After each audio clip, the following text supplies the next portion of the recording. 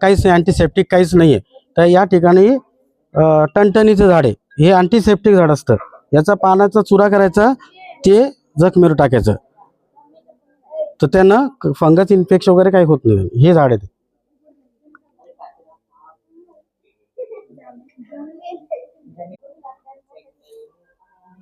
फुल माती टाकायची.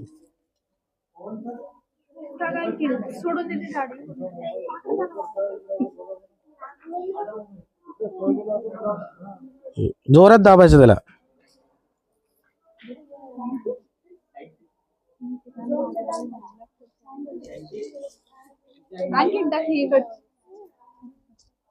या झाडाचं नाव काय आहे माहिती आहे? हा, त्या झाडाचं नाव पंडग्रास आहे. हा, या झाडाचं नाव काय माहिती आहे? हा हा, याच्यामध्ये दोन प्रकार येतात. एका प्रकारचं नाव सीताशोका आणि एक अशोका.